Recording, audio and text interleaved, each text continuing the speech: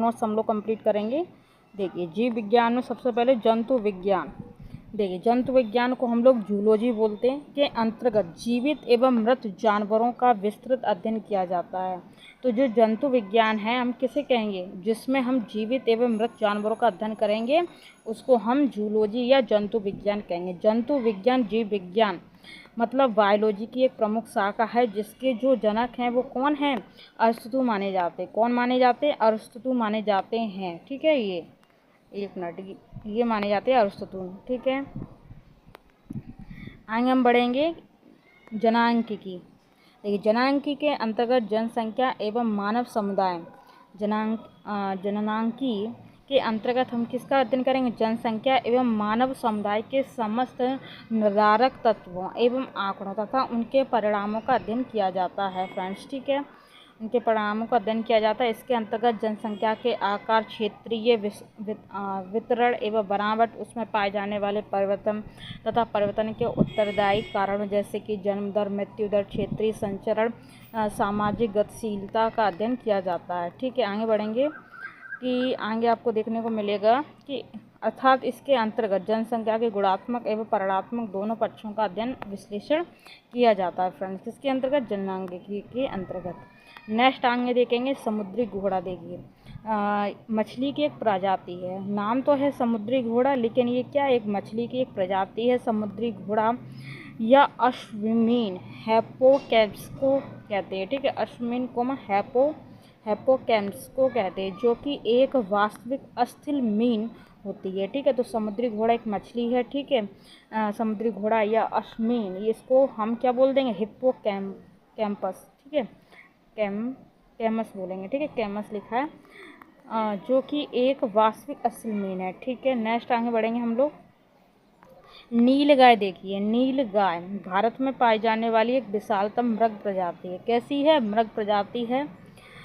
मृग उन जंतुओं को कहा जाता है जिसमें स्थायी सींग होते हैं। ठीक है, अब मृग आप समझिए तो हम उसको मृग किसे कहेंगे, जिसके मतलब स्थायी सींग होते हैं, अर्थात हिरणों के श्रृंगारों के समान। ठीक है, हिरण होते हैं, उनके भी दो दो सींग होते हैं ऐसे। ठीक है, इनके भी सींग होते हैं नीलगाय के। ठीक है, नीलगाय के सींग हर साल गिरकर नए सिरे से नहीं होते, मतलब कि जो सींग हैं वो ही रहेंगे परमानेंट। ठीक है, स्थायी। ठीक है, स्थायी का अर्थ आप समझ गए होंगे, मतलब गिरते नहीं हैं, वो ही रहते हैं। ठीक है, स्थायी कहाँ के। अब देखिए गीदड़ के बारे में जानिए। गीदड़ कुत्ते के परिवार की एक प्रजाति है। गीदड़ है जो वो कुत्ते की तरह ही दिखता है, तो इस वजह से कुत्ते के परिवार की एक प्रजाति है। सामान्य गीदड़ों का वैज्ञानिक नाम कैनिस अरियस है। ठीक है, कैनिस अरियस। गीदड़ों के पैर नाखून युक्त गद्दीदार होते हैं, इनमें खुर नहीं पाए जाते हैं। ठीक है, देखिए स्पर्म व्हेल। ठीक है, तो फाइस्टर माइक्रोफेलस विशालतम दांत वाली व्हेल है। वयस्क नर स्पर्म व्हेल 50 से 55 फीट लंबी और 35 से 45 टन वजनी होती है। नेक्स्ट आगे देखिए, काफ़ी वजन होता है इसमें। ठीक है, तो आप लोग इसका वजन याद रखना, कभी कभार आ जाता है, चर्चा में पूछ लेता है तो आप लोग कन्फ्यूज हो जाते हैं। ठीक है, 30 से 35 से 45 टन वजनी और पूर्ण वयस्क नर स्पर्म व्हेल तो कितना फीट लंबा होता है, 50 से 55। ठीक है, और इसका वजन 35 से 45। ठीक है, नेक्स्ट आगे देखेंगे गिवन। तो ये कपी प्राणी जगत में होमिनोइडिया महापरिवार की सदस्य जानवर जातियों को कहा जाता है। और यहाँ पर देखेंगे जेरोटोलॉजी वृद्धावस्था एवं काल प्रभान के सामाजिक मनोविज्ञान तथा जैविक पहलुओं का अध्ययन की विद्या है। ठीक है, आगे देखेंगे ओंकोलॉजी चिकित्सा विज्ञान की वह शाखा है जिसके अंतर्गत कैंसर से संबंधित ट्यूमर का अध्ययन किया जाता है ओंकोलॉजी के अंतर्गत। ठीक है, नेक्स्ट देखिए टेरोटोलॉजी शारीरिक विकास में आने वाली असमानताओं का अध्ययन किया जाता है टेरोटोलॉजी। ठीक है, अब इसको हम कैसे याद करेंगे, टेरोटो मतलब थोड़ा सा आप समझिए टेरोटोलॉजी। अब हम ट्रिक के साथ समझाएंगे। ठीक है, तो टेरोटोलॉजी शारीरिक विकास में आने वाली असमानताओं का अध्ययन किया जाता है टेरोटो। ठीक है, तो ये टेटो से हम हो जाते हैं। ठीक, टेटो से इंसान बोलते हैं हम लोग, टेटे से रह गए तो तो टेराटो मतलब शारीरिक से संबंधित, ठीक है, समझिए आप, ठीक है। तो टेराटोलॉजी शारीरिक विकास में आने वाली असमानता को अध्ययन किया जाता है। नेक्स्ट आगे देखिए ऑर्निथोलॉजी, जंतु विज्ञान की वह शाखा जिसके अंतर्गत पक्षियों का अध्ययन किया जाता है। ऑर्निथोलॉजी, ठीक है, ऑर्निथोलॉजी याद रखना, पक्षियों का अध्ययन किया जाता है इसके अंतर्गत। नेक्स्ट आगे बढ़ेंगे, नील हरित शैवाल, पृथ्वी पर सबसे पुराना जीव नील हरित शैवाल माना जाता है, ठीक है। ये ऐसा प्रथम जीव जिन्होंने सूर्य के प्रकाश में जल के प्रयोग से भोजन का निर्माण करना प्रारंभ किया। इस प्रक्रिया से उत्पन्न हुई ऑक्सीजन वायुमंडल में फैलने लगी, जिससे अन्य जीवों के विकास में सहायता हुई थी फ्रेंड्स, ठीक है।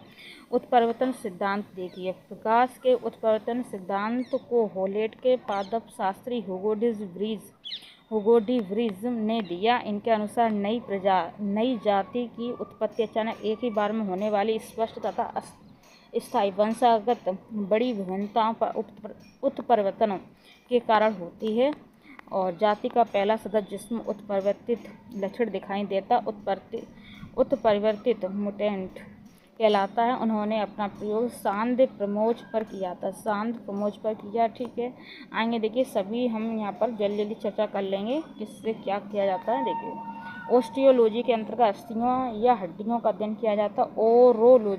ओरोलॉजी के अंतर्गत पर्वतों का अध्ययन किया जाता है। सेरोलॉजी द्वारा रुधिर सीरम में वैज्ञानिक अध्ययन, ठीक है। जियोलॉजी द्वारा, तो इसके द्वारा पृथ्वी की आंतरिक संरचना। जेनेटिक्स के द्वारा वंशागति का अध्ययन। इकोलॉजी द्वारा पर्यावरण, ठीक है, इकोलॉजी के द्वारा पर्यावरण। और पैलियोबायोलॉजी द्वारा जीवाश्म का अध्ययन। एपीकल्चर द्वारा शहद वगैरह मक्खी पालन, ठीक है। ये सब हम यहाँ पर देखिए मक्खी पालन किया जाता है। और विटीकल्चर द्वारा अंगूर उत्पादन तथा संबंधित विज्ञान की शाखा है, ठीक है। आगे देखिए, तो हॉर्टिकल्चर द्वारा फूल का अध्ययन किया जाता है, ठीक है, फूल का अध्ययन किया जाता है हॉर्टिकल्चर द्वारा। अब जैसे कि अब इसको कैसे याद करें, तो आप लोग बुरा मत मानना, लेकिन हम बता रहे थे, जैसे कि किसी की गर्लफ्रेंड है, तो हम अपनी गर्लफ्रेंड, कैसी भी गर्लफ्रेंड हो, हम हॉट वॉट बोलते रहते हैं उनको, ठीक है। तो हमारी जो गर्लफ्रेंड हॉट वॉट, तो हम उसको फूल दे देंगे, ठीक है, गर्लफ्रेंड फूल दे देंगे, तो मेरी गर्लफ्रेंड हॉट, ठीक है, हॉर्टिकल्चर ऐसे करके याद रखिए, हॉर्टिकल्चर फूल, ठीक है, ऐसे करके याद रखना। चलिए नेक्स्ट आगे बढ़ेंगे हम लोग, ठीक है। चलिए, जीवाणु बैक्टीरिया, देखिए ये अति सूक्ष्म एवं साधारण जीव है। इनकी लंबाई 0.5 से 5.0 माइक्रोन तक होती है, ठीक है। जीवाणु की वेरी वेरी इंपॉर्टेंट, कुछ जीवाणु 0.5 मिमी या अधिक लंबाई के भी होते हैं। अधिकांश सूक्ष्म जीवाणुओं को कंपाउंड खुर्दबीन द्वारा देखा जा सकता है। एक्चुअली अभी कुछ एग्जाम हुआ था, उसमें हॉर्टिकल्चर का ही पूछा था, तो लोगों को याद नहीं हो पाता, तो मैं कुछ इस प्रकार से मैंने बता दिया जिससे आप याद कर सकें, ठीक है। ऑक्टोपस एक मृदु कवची जंतु है, जिसे डेविल फिश के नाम से जाना जाता है। यह एक सेफेलोपोड मोलस्क है, जिसमें 8 मुख्य भुजाएं पाई जाती हैं। इसके सिर में मुख तथा 2 बड़े नेत्र पाए जाते हैं। इसके अलावा इसकी भुजाओं पर 2 पंक्तियों में चूसक पाए जाते हैं, ठीक है। आगे देखिए, तिलचट्टा वेरी वेरी इंपॉर्टेंट, कॉकरोच के रक्त द्वारा ऑक्सीजन का परिवहन नहीं किया जाता है, और इसका रंग भी लाल नहीं होता, क्योंकि इसमें हीमोग्लोबिन उपस्थित नहीं होता है। तो जो कॉकरोच का अगर किसी ने पूछ लिया, ठीक है, तो इसका रक्त कैसा होता है, तो लाल नहीं, इसमें फिर से एक बार देखते हैं। देखिए, कॉकरोच के रक्त द्वारा ऑक्सीजन का परिवहन नहीं किया जाता है, बिल्कुल ठीक है, और इसका रंग भी लाल नहीं होता है, क्योंकि इसमें हीमोग्लोबिन उपस्थित नहीं होता है। इसमें नहीं होता है लाल रंग, तो किस उपस्थित ही नहीं होता, क्या नहीं उपस्थित होता, हीमोग्लोबिन नहीं उपस्थित होता, ठीक है। कॉकरोच के शरीर के प्रत्येक खंड में स्थित ट्यूब की एक प्रणाली के माध्यम से कोशिकाओं तक सीधे ऑक्सीजन पहुंचती है, ठीक है। आगे बढ़ेंगे, इनका रक्त रंगहीन या सफ़ेद रंग का होता है कॉकरोच का, ठीक है। कोलोसल स्कीड सबसे बड़ा अकशेरुकी है। यह अधिकतम 12 से 14 मीटर तक लंबा हो सकता है। तो कोलोसल स्कीड सबसे बड़ा अकशेरुकी है, ठीक है। आगे बढ़ेंगे, देखिए मकड़ी के बारे में जानिए। मकड़ी स्पाइडर वर्ड एरिकेडा तथा क्रम एरेनी का एक जंतु है जो कि उदर के पश्च भाग में स्थित ग्रंथियों के स्राव से जाला बनाती हैं। सभी मकड़ियाँ परवच्छी होते हैं। ठीक है, सभी जो मकड़ियाँ हैं वो कैसी हैं? परवच्छी हैं। रेशम देखिए, रेशम प्रोटीन निर्मित फाइबर है। रेशम प्रोटीन निर्मित फाइबर है। मधुमक्खियाँ, तितलियाँ, मकड़ियाँ इसका उत्पादन करती हैं। मकड़ियाँ द्वारा उत्पादित रेशम को गोशामार रेशम कहा जाता है। गोशामार रेशम। ठीक है, रेशम के अन्य प्रकार है मलबरी रेशम, टसर रेशम, ईरी रेशम, मूंगा रेशम। ठीक है, ये रेशम के प्रकार हैं, इनको अच्छे से आप देख लीजिए। कोई ऐसा पूछ लिया जाएगा जो कि रेशम का प्रकार नहीं होगा। ठीक है, तो आप नोट्स बना रहे हो तो उसमें आप ये थोड़ा सा एक लाइन में लिख जाएगा। ठीक है, ऐसे नोट्स बनाइए जो सिर्फ आप ही पढ़ पाएँ, दूसरा कोई नहीं पढ़ पाए, ऐसे ही नोट्स होते हैं।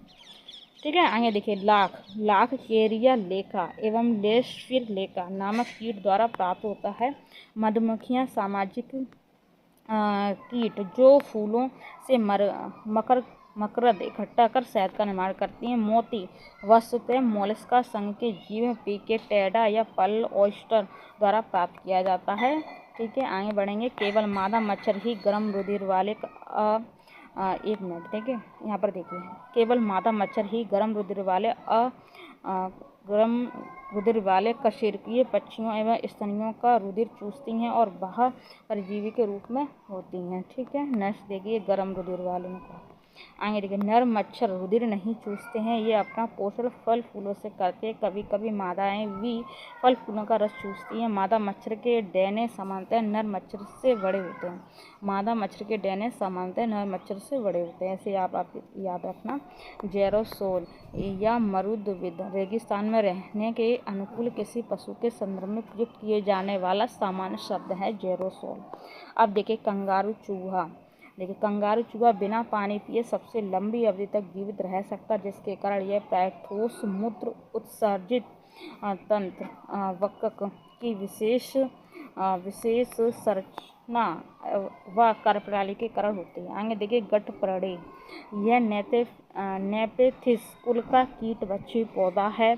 यह पौधे मुख्यतः शाख होते हैं और दलदली या अधिक नम स्थानों पर उगते हैं। गठपरड़े। ठीक है, चंदन देखिए, ये आंशिक मूल परजीवी पौधा है। अभी चंदन के बारे में पूछ लिया तो ये कैसा पौधा है? परजीवी पौधा है। कैसा पौधा है? परजीवी पौधा है। आगे बढ़ेंगे। नेक्स्ट देखिए, नेपेथिस खसियाना। नेपेथिस खसियाना गठपड़ी बोलते हैं इसको। ठीक है, भारत के मेघालय राज्य के गारो, खासी एवं जयंतिया पहाड़ी क्षेत्रों में क्या करा जाता है? पाया जाता है। ठीक है, अदरक के बारे में जानेंगे। देखिए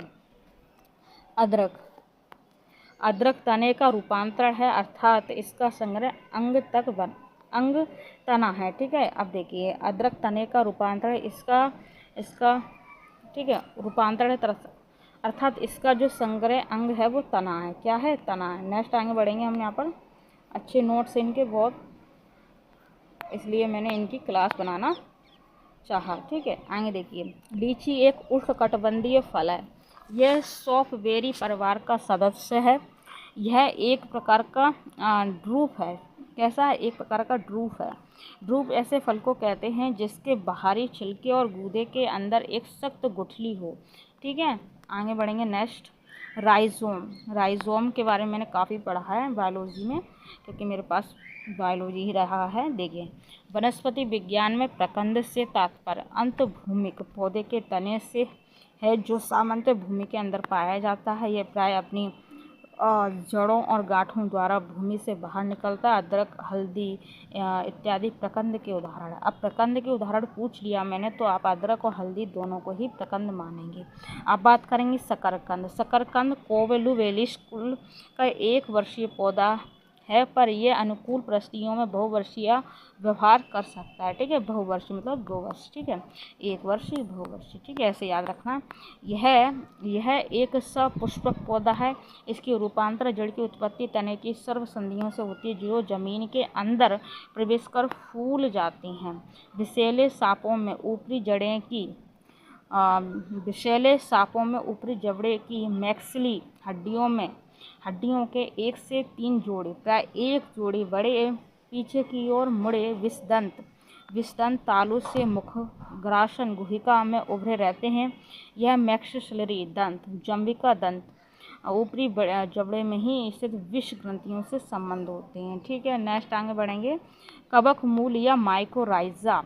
कवक मूल या माइकोराइजा कवकों तथा उच्चतर पादपों की जड़ों के मध्य उपयोगी प्रकार सहचर हैं, जिससे वे एक दूसरे से लाभान्वित होते रहते हैं। इसमें कवक मृदा से खनिज, लवण तथा जल को सोख कर उच्च स्तरीय पादपों को पहुंचाता है, जबकि उच्च स्तरीय पौधा बदले में भोज्य पदार्थ तैयार कर कवक को उपलब्ध कराता है। ठीक है, लौंग देखिए, क्लॉव्स देखिए, लौंग बंद कलियां या पुष्प कलिका हैं, जिनका उपयोग मसाला, औषधियाँ, भोज्य पदार्थ इत्यादि में किया जाता है। लौंग के पौधे का वास्तविक नाम है वो साइजिजियम एरोमेटिकम है, जो कि कुल मृदेशी के अंतर्गत आता है। ठीक है, केसर के बारे में देखिए। केसर एक मसाला है जिससे सैफरन कॉकस के पुष्प की वर्तिका तथा वर्तिकार्क से प्राप्त किया जाता है।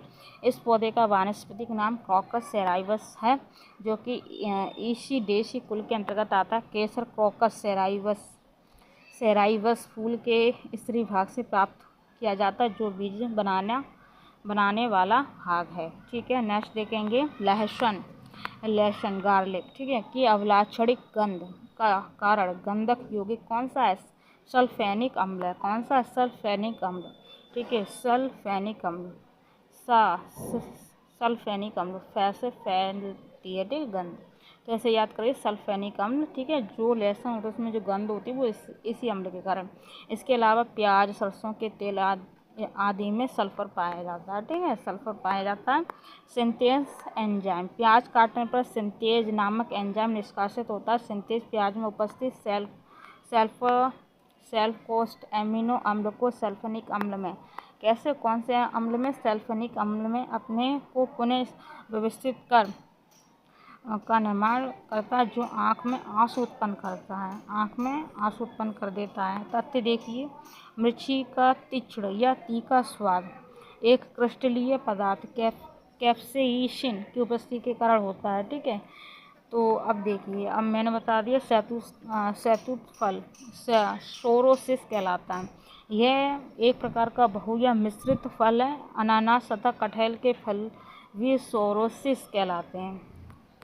आगे बढ़ेंगे। पौधे अपनी जड़ों के बालों द्वारा भूमि से जल का अवशोषण करते हैं। जड़ों का बाल एक प्रकार की पतली भित्ति वाली एक कोशिकीय संरचना, जो जड़ों के बाहरी भाग एपिडर्मिस से निकली होती हैं।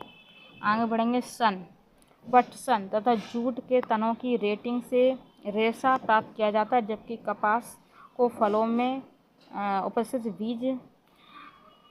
बीज के बीजांकुरण से लगी रेशों से प्राप्त करते हैं, जो कि दो प्रकार के होते हैं। एक बड़ी जिसे लीट रेंगा और दूसरी छोटी जिसे जाल रेशा कहते हैं। लीट रेशे व्यापारिक तौर पर अधिक महत्वपूर्ण होते हैं, जबकि फज रेशे कम महत्वपूर्ण होते हैं। लैंग हीमोग्लोबिन ल्यूमिनेसी या फैबेसी कुल के पौधे जैसे अल्फाल्फा, सोयाबीन आदि की मूल ग्रंथियों में पाई जाती है। ट्रिटिकेल ये मानव निर्मित अनाज या धान है, जो कि प्रकृति में नहीं पाया जाता। वैज्ञानिकों ने इस संकर पौधे को प्रयोगशाला में गेहूं तथा राई को परस्पर संकरण कराकर तैयार किया। इस संकरण में गेहूं के मादा तथा राई के नर का भाग परागकण को उपयोग किया जाता है। इसको मुख्यतः पशुओं के चारों के लिए उगाया जाता है। इससे रोटी अच्छी नहीं बनती है। ठीक है, तो मैंने आपको इतना बताया। नेक्स्ट इधर देखेंगे हम मरुस्थलीय पौधे। मरुस्थलीय पौधों के अंतर्गत कैक्टस, मदार, धिक्कार इत्यादि पौधे आते हैं, जो कि शुष्क वातावरण में अपना जीवन चक्र पूर्ण कर लेने की क्षमता रखते हैं। इन पौधों में जड़ तंत्र मृदा से जल की खोज के लिए काफ़ी लंबे हो जाते हैं तथा इनके तने छोटे और रूपांतरित होते हैं, कभी कभी भूमिगत होते हैं। हाइड्रोफाइटा बहुत अधिक जल H2O वाले स्थान पर पाए जाने वाले पौधों को हाइड्रोफाइटा जलोद्भिद कहते हैं। इनमें बड़े बड़े अंतरकोशिकीय स्थान होते हैं, जिनमें वायु भरी होती है, जो कि पौधों के तैरने में सहायक होते हैं। इन पौधों में यांत्रिक ऊतक भी बहुत कम विकसित होते हैं या उनका पूर्ण अभाव होता है। ठीक है, अब देखेंगे पपीता कैरिका इसका जो वानस्पतिक नाम है वो कैरिका पपाया है। ठीक है, इसमें कैरोटीन प्रचुर मात्रा में पाया जाता है जो कि विटामिन ए का प्रीकर्सर होता है। इसमें उपस्थित पापेन एंजाइम प्रोटीन के पाचन में सहायक होता है। पपीते में उपस्थित कैरिका जेंथिन वर्ण के कारण इसका रंग पीला हो जाता है। ठीक है, खमीर देखिए, खमीर एक कोशिकीय सूक्ष्म जीव है। ये शर्करा युक्त कार्बनिक पदार्थों में बहुतायत से पाए जाने वाला विशेष प्रकार का एक कवक है। मशरूम देखिए, मशरूम फफूंद अर्थात कवक होते हैं। मशरूम क्या होता है? फफूंद अर्थात कवक होते हैं। यह पर्णहरित रहित तथा समन उत्तक रहित होते हैं जो कि भोजन के लिए दूसरों पर निर्भर रहते हैं। मशरूम वेसिडियोमाइसेटीज कुल का एक सदस्य है। कपास का प्रमुख घटक देखिए, कपास का प्रमुख रासायनिक घटक सेल्यूलोज है जिसकी मात्रा 91 से 94 तक होती है। इसमें जल लगभग 6 से 8% तथा सूक्ष्म मात्रा में वसा, प्रोटीन, प्रोटोप्लाज्म, खनिज, लवण आदि पाए जाते हैं। अफीम देखिए, अफीम के पौधे को सुखाकर बनाया गया पदार्थ है। अफीम का दूध निकालने के लिए उसके कच्चे अपरिपक्व फल में एक चीरा लगाया जाता है जिससे इसका दूध निकलने लगता है जो निकल कर सूख जाता है।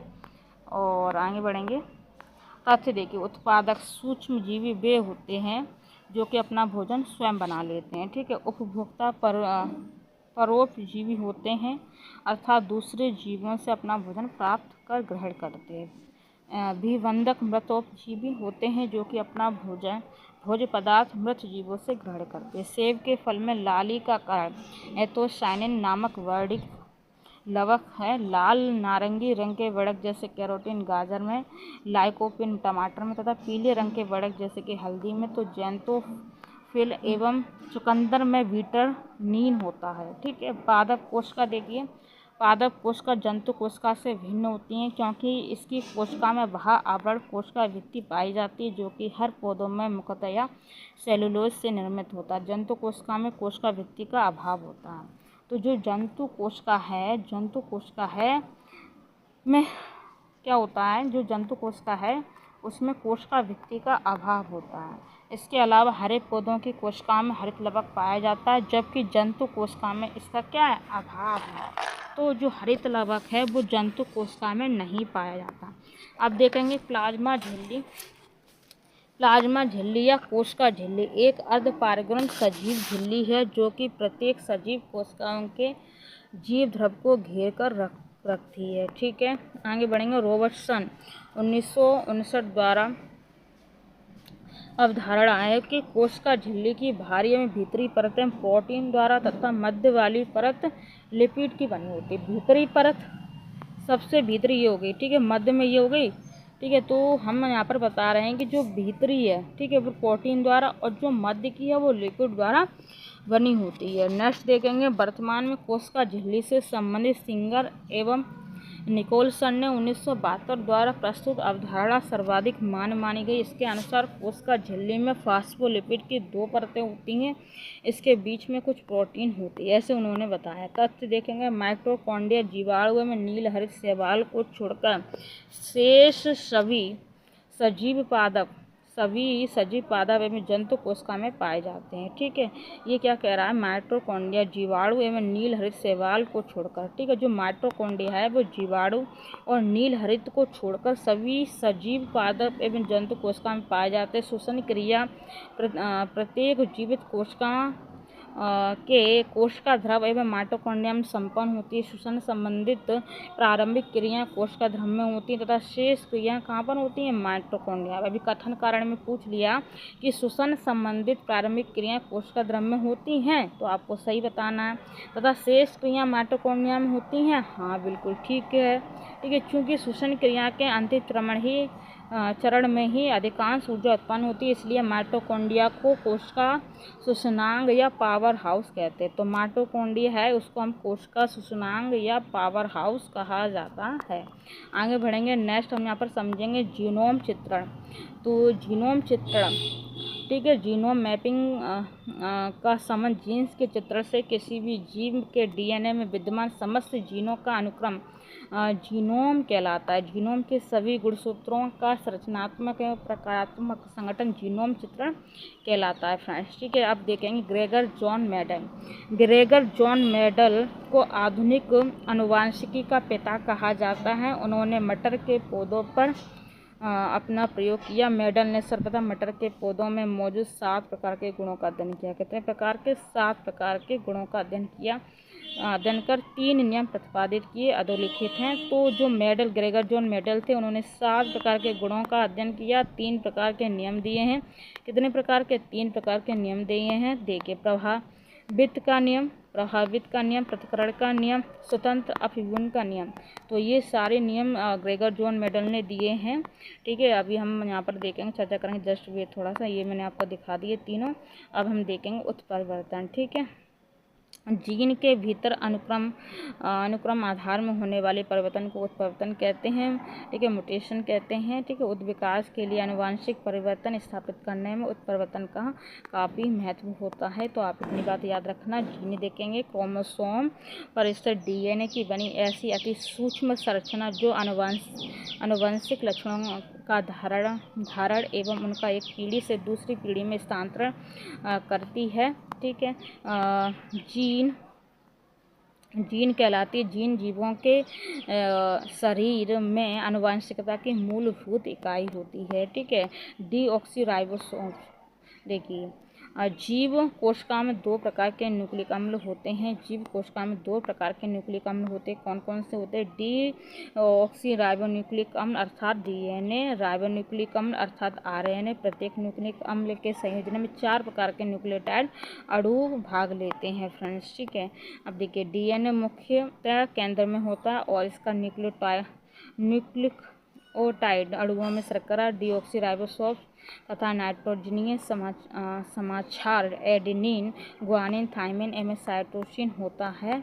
और इसके विपरीत आरएनए मुख्यतया कोशिकाओं के साइटोसोल में होता है और इसके न्यूक्लियोटाइड अणुओं में शर्करा, राइबोस तथा नाइट्रोजनीय समाक्षार एडेनिन, ग्वानिन, यूरोसिल एवं साइटोसिन होता है। इस प्रकार से। ठीक है, तथ्य देखेंगे। मनुष्य एक लिंगी प्राणी है, यूनिसेक्सुअल एनिमल है, जिसमें गुणसूत्र की कुल संख्या 23। जोड़ी बनाकर कितना कर देंगे? 46 कर देंगे। ठीक है, 46 कर देंगे। ठीक है, आगे देखिए, पुरुष में 44 प्लस XY, जबकि स्त्रियों में 44 XX गुण होते हैं। पुरुष तथा स्त्री दोनों में 22 जोड़े गुणसूत्र 44। ठीक है, 44 टोटल हो जाएंगे, तो इसको ऑटोसोम्स होते हैं। ठीक है, जबकि 23वां जोड़ा गुणसूत्र पुरुष XY तथा महिला में होता है। ठीक है, महिला में क्या होता है? XX हो जाएगा। ठीक है, यहाँ पर देखेंगे हम, यहाँ पर जस्ट भी थोड़ा सा। ठीक है, जिन्हें लिंग गुणसूत्र कहते हैं। ठीक है, नेक्स्ट यहाँ पर आप समझ चुके होंगे। यहाँ पर तो एक बार इसको बैक करके फिर से नोट कर लेना, ये भी क्वेश्चन बन जाता है। देखिए, जनक देखिए, से जिस संतान को XY गुणसूत्र मिलते हैं, जनक पेरेंट से जिस संतान को XY गुणसूत्र मिलते हैं वो पुत्र बनता है, और जिससे से XX गुणसूत्र मिलते हैं वह स्त्री हो जाती है। ठीक है, छिपकली की अनेक प्रजातियों सहित अनेक सरीसृपों में लिंग गुणसूत्र नहीं होता। इनमें लिंग निर्धारण पर्यावरणीय ताप से होता है। अब आप यहाँ पर सुनिए कि छिपकली की अनेक प्रजातियों सहित अनेक सरीसृपों में लिंग गुणसूत्र नहीं होता। इनमें लिंग निर्धारण पर्यावरणीय ताप से होता है। अजीब ही बात है। ठीक है, तो इस बात को आप याद रखना। नेक्स्ट यहाँ पर देखेंगे एजोटोवेक्टर। एजोटोवेक्टर एक जीवाणु है। कैसा है? जीवाणु है। इसका सबसे महत्वपूर्ण कार्य नाइट्रोजन उपलब्धता के संदर्भ में है, क्योंकि यह मृदा में स्वतंत्र रूप से रहकर असहजीवी नाइट्रोजन यौगिकीकरण करता है, जिसका उपयोग पौधे अपने वृद्धि विकास के लिए करते हैं। धातव्य है कि एजोटोवेक्टर जीवाणु वायवीय स्वतंत्र रूप में रहकर मुख्य नाइट्रोजन यौगिकीकरण करने वाले जीवाणु होते हैं। नीलहरित शैवाल देखिए, नीलहरित शैवाल जलीय पौधों का एक ऐसा समूह है जिसे साइनोबैक्टीरिया भी कहते हैं। यह एक कोशीय जीवाणु है। इस जीवाणु को धान की फसल के लिए वायुमंडलीय नाइट्रोजन को भूमि में स्थापित कराने के उद्देश्य से उपयोग में लाया जाता है। नील हरित शैवाल प्रकाश संश्लेषण से ऊर्जा ग्रहण करके वायुमंडलीय नाइट्रोजन का भूमि स्थिरीकरण करता है। साइनोबैक्टीरिया सूक्ष्मजीवी जैव उर्वरक के रूप में प्रयोग में लाए जाते हैं। कौन? साइनोबैक्टीरिया।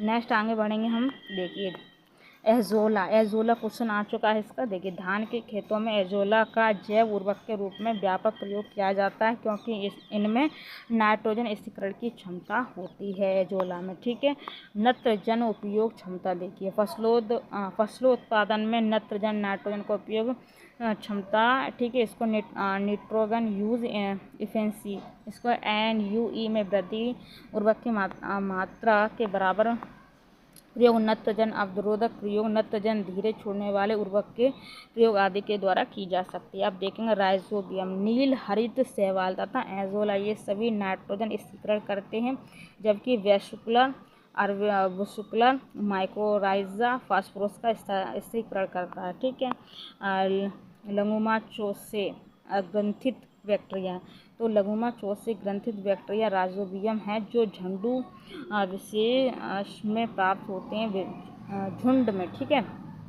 झुंड विशेष में प्राप्त होते विभिन्न फसलों में अलग अलग तरह के बैक्टीरिया पाए जाते हैं जो नत्रजन स्थिरीकरण के लिए उत्तरदायी होते हैं। आगे देखेंगे सोयाबीन। देखिए सोयाबीन राइजोबियम जैपोनिकम बोलेंगे इसको। ठीक है, 3 पत्तियां घास को राइजोबियम टाइफ्रोली बोलेंगे, लूसन को राइजोबियम मेलिलोथी। ठीक है, आगे बढ़ेंगे इधर। जलीय फर्न को एनावीना एजोली बोलेंगे, गुत्रेया माइक्रोफाइला नेस्टोकोमोस्करम। कुछ इस प्रकार से ही नाम है। बाकी सबसे मोस्ट इम्पॉर्टेंट जलीय फर्न और सोयाबीन था। ठीक है, आगे देखेंगे 2,4-D डाइक्लोरोफेनॉक्सी एसिटिक एसिड एक खरपतवार नाशक है जो पौधों की कोशिकाओं के बढ़ने के तरीके को बदलकर चौड़ी पत्ती वाले खरपतवारों को नष्ट करता है। ऑक्सिन, देखिए ऑक्सिन एक पादप हार्मोन है जिसका उपयोग खरपतवारनाशी के रूप में फसलों में किया जाता है फ्रेंड्स। ठीक है, नेक्स्ट देखिए धातव है कि खरपतवार खेतों में फसलों के साथ अनावश्यक रूप में होकर जल, प्रकाश, खनिज, लवण इत्यादि के लिए फसलों से प्रतियोगिता करने लगते हैं, जिसके परिणामस्वरूप फसल की अच्छी वृद्धि नहीं हो पाती है। ऑक्सीजन, देखिए मानव शरीर में पाए जाने वाला सर्वाधिक प्रतिशत वाला तत्व ऑक्सीजन है 65.0%। ठीक है, जिसके बाद क्रम से कार्बन हो जाएगा यहाँ पर 18.5%। ठीक है, हाइड्रोजन 9.5%, नाइट्रोजन 3.2%, कैल्शियम 1.5% एवं फास्फोरस 1% हो जाएगा। ठीक है, मानव शरीर में पाए जाने वाला सर्वाधिक। यहाँ पर मानव शरीर की बात कर रहे हैं, किसकी बात कर रहे हैं? मानव शरीर की बात कर रहे हैं। ठीक है, मानव की। और ये मैंने आपको मानव की बता दी। आप पर्यावरण की मुझे कमेंट में ज़रूर बताएं, पर्यावरण की कमेंट में ज़रूर बताएं। मुझे आई होप, मुझे लग रहा है आप सबको पता होगा, तो आप लोग बताएं ज़रूर। ठीक है, वयस्क मानव में 206 अस्थियाँ, ठीक है, बोन्स पाई जाती हैं जो कि कंकाल तंत्र का निर्माण करती हैं। आगे देखेंगे कैल्शियम फॉस्फेट। कैल्शियम फॉस्फेट लवण मानव हड्डियों में सर्वाधिक मात्रा में पाया जाता है। अब कुछ इस प्रकार से ये बता जा गए, इसको हम थोड़ा सा बैक कर रहे हैं। चलिए स्टेपीज पे आ गए। मानव शरीर की सबसे छोटी जो हड्डी है वो स्टेपीज है, जो मनुष्य के कान में पाई जाती है। ठीक है, फीमर, देखिए मानव शरीर का सबसे बड़ी हड्डी, ठीक है, फीमर है, इसको उर्वरिका है। ठीक, उर्वरिका बोलेंगे इसको, जो जांग में पाई जाती है उर्वरिका। ठीक है, इसको याद रखिए। फीमर फीमर में चिल्लाते हैं, लेकिन कभी कभी उर्वरिका लिख के आ गया तो आप फिर कंफ्यूज हो जाएंगे, तो उर्वरिका याद रखना। अब देखेंगे शल्यक्रिया में ऑर्थोप्लास्टी। शल्यक्रिया में ऑर्थोप्लास्टी कूल्हे के जोड़ का प्रतिस्थापन है, हिप जॉइंट रिप्लेसमेंट। ठीक है, आगे देखिए ऑर्थोप्लास्टी एक शारीरिक अर्थ जोड़ के निर्माण से। ऑर्थोप्लास्टी का उद्देश्य दर्द से छुटकारा दिलाना, चलने की क्षमता को ठीक करना तथा मांसपेशियों की शक्ति में क्या करना? सुधार करना है। आर्थराइटिस या अन्य कारणों से निष्क्रिय हो चुके जोड़ों का प्रतिस्थापन या पुनर्संयोजन इस शल्यक्रिया में किया जाता है। स्नायु या लिगामेंट। लिगामेंट या स्नायु वह प्रत्यस्थ ऊतक है जो हड्डियों को एक साथ पकड़े रखता है। लिगामेंट हड्डियों को अन्य हड्डियों के साथ संबंध कर जोड़ का निर्माण कर देता है। ठीक है, चिपका देता है एक तरह का। ठीक है, आगे बढ़ेंगे हम। तथ्य देखेंगे दांतों पर जमी परतें भोजन के कण, थूक, मुख्य अम्ल और बैक्टीरिया से बनी रहते हैं। मुख्य अम्ल में लार से स्थापित टाइलिन एंजाइम होता है। लार का पीएच मान 7 से कम होने के कारण ये अम्लीय होता है। ठीक है, 7 से कम है तो ये अम्लीय हो जाएगा। दांतों की परत के खुरचन का अध्ययन करते समय एंटोनी वॉन ल्यूवेनहॉक ने इसमें बैक्टीरिया की उपस्थिति का पता लगाया था। ठीक है, नेक्स्ट बढ़ेंगे। कैल्शियम और फॉस्फोरस। कैल्शियम और फॉस्फोरस अस्थि एवं दंत निर्माण में सहायक हैं। इनकी कमी से अस्थि एवं दंत संबंधी बीमारियां हो जाती हैं। छोटी आंत देखिए, मानव शरीर में पाचन डाइजेशन अधिकांश भाग छोटी आंत में होता है। इसके अलावा पचे हुए पदार्थों का अवशोषण मुख्य छोटी आंत में ही होता है। हालांकि भोजन का पाचन मनुष्य में मुंह से प्रारंभ होकर बड़ी आंत लार्ज इंटेस्टाइन तक चलता रहता है। ठीक है, अब आगे देखेंगे एंजाइम के बारे में। एंजाइम मूलतः प्रोटीन होते हैं। इनका निर्माण प्राय नाइट्रोजनी पदार्थों या अमीनो अम्ल के संश्लेषण द्वारा होता है। जैव क्रिया में एक विशेष प्रकार के एंजाइम एक विशेष कार्यों को संपादित करते हैं। ठीक है, ये उसी प्रकार कार्य करते हैं जिस प्रकार एक ताले को खोलने के लिए विशेष चाबी होती है। इस प्रकार से आप समझ सकते हैं। आमाशय देखेंगे। आमाशय, ठीक है, मानव शरीर में प्रोटीन का पचन आमाशय में प्रारंभ होता है। हालांकि अधिकांश भाग छोटी आंत में संपन्न होती है। ठीक है, तथा पचे हुए पदार्थों का अवशोषण भी मुख्यतया छोटी आंत में ही होता है। ठीक है, नेक्स्ट हम यहाँ पर देखेंगे ट्रिप्सिन। आहार नाल में प्रोटीन का पाचन। आहार नाल में क्या होता है, प्रोटीन का पाचन आमाशय में ही प्रारंभ हो जाता है, जिसके लिए जठर रस पेप्सिन नामक एंजाइम भोजन के प्रोटीन को पेप्टोन में बदल देता है। ठीक है, आगे बढ़ेंगे। आमाशय के पश्चात भोजन जब ग्रहणी में पहुंचता है तो अग्राशय प्राप्त अग्राशयी रस भोजन से जा मिलता है, जिसमें प्रोटीन के पाचन के लिए ट्रिप्सिन नामक एंजाइम होता है, जो कि प्रोटीन को पॉलीपेप्टाइड में परिवर्तित कर देता है। ठीक है, अब देखेंगे यकृत के बारे में। मानव शरीर की सबसे बड़ी ग्रंथि यकृत है। ठीक है, जिसका मुख्य कार्य रक्त में उपस्थित अतिरिक्त ग्लूकोज को ग्लाइकोजन के रूप में परिवर्तित करके संचित रखना है। ठीक है, संचित रखना है। आवश्यकता अनुसार यह ग्लाइकोजन ग्लूकोज में बदलकर शरीर को ऊर्जा प्रदान करता है। इस प्रकार यकृत अतिरिक्त शर्करा एवं ऊर्जा में सामंजस्य बनाए रखता है। ठीक है, अब यहाँ पर देखेंगे हम तथ्य। मानव शरीर सेलुलोज के पाचन में असक्षम है।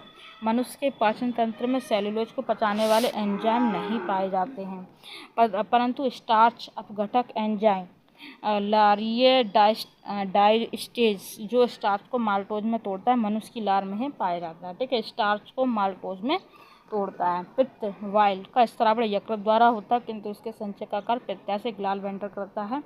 इसके अलावा ये यकृत से आए पित्त से जल सोखकर इसका अत्यधिक सांद्रण भी करता है। पित्ताशय लगभग 8 सेमी लंबी तथा 4 सेमी चौड़ी अंडाकार थैली होती है, जो कि उदर गुहा में स्थित होती है। पित्ताशय यकृत से उत्पन्न पित्त का भंडारण करता है। पित्ताशय के अंदर पित्त अवयवों के संघनन से बना हुआ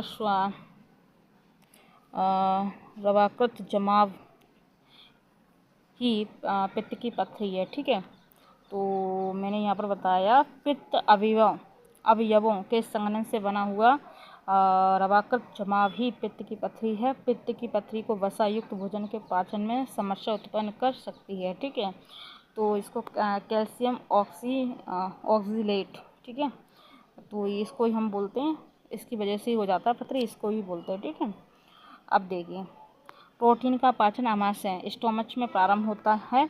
आमाशय में पेप्सिन नामक एंजाइम प्रोटीन की छोटे पॉलीपेप्टाइड और उनके अमीनो अम्लों में विघटित करता है। ठीक है, और यहाँ पर हम बढ़ेंगे न्यूट्रोस्टिकल्स शब्द न्यूट्रिशन, ठीक है, न्यूट्रिशन तथा फार्मास्यूटिकल, ठीक है, शब्दों से मिलकर बना। ठीक है, यहाँ पर ऐसा होगा तो न्यूट्रिस्टिकल्स उत्पाद नियमित पोषक मूल्यों के साथ साथ औषधीय लाभ प्रदान करने के लिए जाने जाते हैं। अब विटामिन से संबंधित तथ्य देखेंगे। 1911 से 1912 में पोलिश वैज्ञानिक कैसिमिर फंक ने पहली बार विटामिनों की अवधारणा का निरूपण किया। ठीक है, विटामिन शब्द का सर्वप्रथम प्रयोग किया इन्होंने। अब देखिए मोस्ट इंपॉर्टेंट है, देखते चलना। Vitamin B1 thiamine, vitamin B2 riboflavin, vitamin B6 pyridoxine. ठीक है, विटामिन B12 साइनोकोबाल्मिन। ठीक है, विटामिन B1 की कमी से वेरी रोग हो जाता है। विटामिन 2 की कमी से क्लोसिस नामक रोग होता है। कौन सा हो जाता है? क्लोसिस। नेक्स्ट विटामिन और प्रचुर स्रोत देखिए। विटामिन B6 वो धान की चोकर राइस ब्रेन में पाया जाता है। विटामिन B2 अंडे, हरी सब्जियां, फलियां। ठीक है, विटामिन E गेहूं, अंकुर, तेल में। विटामिन K अल्फा में। ठीक है, विटामिन K अल्फा। ठीक है, विटामिन C खट्टे फल। ठीक है, खट्टे फल, विटामिन C खट्टे फल, इसको साइट्रस। ठीक है, नींबू, संतरा, आंवला, गाजर आदि में विटामिन C पाया जाता है। Most important. ठीक है, नेक्स्ट तो यहाँ पर कैल्शियम एवं मैग्नीशियम के साथ विटामिन D ग्रहण करने पर यह विटामिन कैल्शियम, मैग्नीशियम एवं अन्य खनिजों के अवशोषण की दर में वृद्धि करता है। इसी तरह विटामिन C लौह अवशोषण में सहायक होता है। विटामिन जल में विलय होता है, यह शीघ्र ही मूत्र के साथ उत्सर्जित हो जाता तथा हमारे शरीर में संचित नहीं रह जाता। ठीक है, विटामिन संचित नहीं रह पाते हैं, ये पेशाब के द्वारा निकल जाते हैं। ठीक है, विटामिन K की कमी से शरीर में खून का थक्का धीरे धीरे बनने की बीमारी हो जाती है। इस विटामिन को रुधिर स्राव रोधी पदार्थ कहते हैं। ठीक है, इसकी कमी वाले व्यक्तियों का ऑपरेशन आसानी से नहीं किया जा सकता क्योंकि अधिक रुधिर बह जाने का डर बना रहता है। विटामिन A सहित अधिकांश विटामिन मानव शरीर द्वारा संश्लेषित नहीं किया जा सकते। विटामिन K, विटामिन B12 तथा विटामिन D इसके प्रभाव है। मनुष्य की आंत के जीवाणु द्वारा विटामिन B12 तथा विटामिन K दोनों का संश्लेषण किया जाता है। विटामिन B समूह और विटामिन C जल में विलय होते हैं, जबकि विटामिन A, D, E एवं K वसा में विलय होता है। Vitamin B1, B2, B3, B5, B6, B7, B9। ठीक है, और B12 तथा विटामिन C जल में घुलनशील होते हैं। अब की बार ऐसा ही प्रश्न बना था, तो आप लोग इसको देख लें कि विटामिन जो हैं, विटामिन B, तो विटामिन B1, 2, 3, 5, 6, 7, 9 और 12 ये जो विटामिन है, और प्लस आपका C, ये जल में क्या है? घुलनशील है। ऊपर मैंने आपको बता ही दिया। ठीक है, चलिए यकृत कोशिकाएं देखेंगे। यकृत कोशिकाओं में विटामिन A, D, E और K तथा विटामिन B12 का संचय होता है। विटामिन B12 का रासायनिक नाम साइनोकोबालामिन है। यह विटामिन यकृत में लगभग 3 से 5 वर्षों तक संग्रहित हो सकता है। ठीक है, मोस्ट इम्पॉर्टेंट विटामिन D देखिए। विटामिन D का स्रोत सूर्य की किरणें है। वास्तव में सूर्य की किरणों के द्वारा विटामिन D का निर्माण हमारी त्वचा कोशिकाओं द्वारा किया जाता है, जो कि यहाँ से निर्मित होकर उद्र में मुक्त हो जाता है। इसके अलावा मक्खन, यकृत, अंडों की जर्दी, वक्र इत्यादि से भी यह मिलता है। विटामिन D की कमी से बच्चों में रिकेट्स तथा वयस्कों में ओस्टियोमेलेसिस नामक बीमारी हो जाती है। विटामिन A रतौंधी मनुष्य में होने वाला एक प्रमुख रोग है, जो कि शरीर में विटामिन A की कमी के कारण होता है। विटामिन A का प्रमुख कारण दृष्टि वर्णक रोडाप्सिन के संश्लेषण में भाग लेना होता है। इसका प्रमुख स्रोत हरी सब्जियां, गाजर, यकृत और मछली इत्यादि हैं। ठीक है, आम, पपीता में गाजर विटामिन A के प्रमुख स्रोत हैं, जबकि दूध विटामिन A का प्राकृतिक स्रोत नहीं है। दूध में विटामिन A अत्यंत अल्प मात्रा में पाया जाता है। जो विटामिन A है ना, वो दूध में अत्यंत बहुत ही कम मात्रा में। ठीक है, तो ऐसे आप याद रखिए। विटामिन E देखिए, मानव शरीर को स्वस्थ बनाए रखने के लिए जिन विटामिनों की जरूरत पड़ती है, उनमें सबसे महत्वपूर्ण विटामिन में से विटामिन E है, जो कि एंटीऑक्सीडेंट के रूप में मानव शरीर में कोशिकाओं को सामान्य रूप से कार्य करने में सहायता प्रदान करती है। विटामिन E वसा में घुलनशील विटामिन है, जो कि गेहूं के अंकुर तेल में सबसे अधिक पाया जाता है और इसका सबसे महत्वपूर्ण स्रोत है। विटामिन E को वंध्यता रोधी कारक भी कहते हैं। ठीक है, कोबाल्ट देखिए। कोबाल्ट एक खनिज लवण है, जो कि विटामिन B12 साइनोकोबालामिन का महत्व घटक है। विटामिन B12 वृद्धि के लिए आवश्यक होता है तथा इसकी कमी से तंत्र की कार्य की भी गड़बड़ हो जाते भी। विटामिन B12 मैथड स्टोर मांस, मछली, यकृत, दूध, पनीर इत्यादि आंत के जीवाणु भी इसका संश्लेषण करते हैं। अब देखेंगे विटामिन B1, इसका रासायनिक नाम थायमिन है, जिसे फंक ने 1912 में चावल की छीलन से पृथक किया, किंतु विशुद्ध रूप में इसे विलियम्स 1934 ने पृथक किया। इस विटामिन की कमी से शरीर में वेरी रोग हो जाता है। विटामिन B6 के अध्ययन से इस बात के प्रमाण मिले हैं कि विटामिन B6 का नियमित सेवन देखे गए और सपने की याद रखने में मददगार साबित होता है। तो विटामिन जो B6 है, B6 विटामिन है, वो सपनों को याद रखने में हेल्प करता है। ठीक है, आगे बढ़ेंगे। तो वरानता, कलर ब्लाइंडेंस, एक्स लिंग सहरलंग वंशागति रोग है। ठीक है। विटामिन बी थ्री को नियासिन या विटामिन PP कहते हैं। तो विटामिन PP किसे कहेंगे? B3 इस प्रकार से याद करिए। इसकी कमी से पेलार्गा अर्थात चर्मग्रहा रोग हो जाता है। फोलिक एसिड की कमी से रक्त अल्पता रोग हो जाता है, इसको एनीमिया बोलते हैं। ठीक है, एनीमिया। आगे बढ़ेंगे। रेटिनॉल नेत्र सूकर लाल होना। ठीक है। टोकोफेरोल वंध्यता, साइनोकोबालामिन घातक रक्तलापता और पायरिडॉक्सिन मानसिक व्याधि। ठीक है, पायरिडॉक्सिन, ठीक है, मानसिक व्याधि हो जाएगी। नेक्स्ट देखेंगे विटामिन B2, B3, B6 रासायनिक नाम। ठीक है, तो विटामिन B2 का राइबोफ्लेविन। ठीक है, विटामिन B3 का नियासिन नाम है। ठीक है, और बाकी विटामिन B6 का पायरिडॉक्सिन नाम है। ठीक है, पायरिडॉक्सिन नाम है। ठीक है, थायरोक्सिन एक हार्मोन जो कि थायराइड ग्रंथि से स्थापित होता है। अब देखेंगे कार्बोहाइड्रेट शरीर को तुरंत ऊर्जा प्रदान करता है एवं शरीर को चुस्त दुरुस्त रखते हुए रोगों से बचाता है, कार्बोहाइड्रेट। ठीक है, बस आप देखेंगे ऊर्जा प्रदान करने के साथ ऊर्जा के संग्रहण का कार्य करता है प्रोटीन शरीर में हुई क्षति को पूरा करते हुए रोगों से लड़ने में क्या करता है? सहायता करता है। ठीक है, प्रमुख स्रोत यहाँ पर सोयाबीन, अंडा, मछली आदि है। ठीक है, तथ्य देखेंगे यहाँ पर चयापचय, ठीक है, से अधिकतम ऊर्जा वसा में मिलती है। भोजन के वर्ग में वसा में प्रति यूनिट कैलोरी, ठीक है, की मात्रा 1 मिनट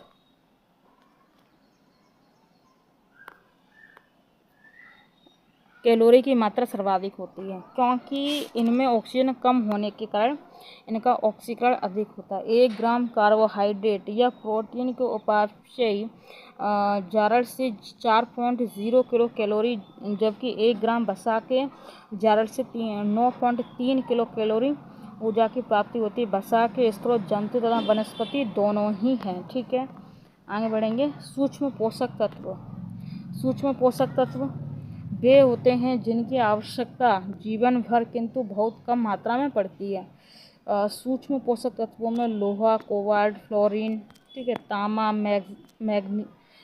मैग्नीज, निकेल, जस्ता, मोलिब्डेनम आदि शामिल, जबकि सल्फर या गंधक एक दीर्घवृद्धक एवं पोषक तत्व है। ठीक है, अतः यह सूक्ष्म तत्वों की श्रेणी में नहीं आता। सूक्ष्म तत्वों की श्रेणी में नहीं आता है तो सल्फर और गंधक। ठीक है, बाकी मैंने ऊपर बता दी वो सब थे।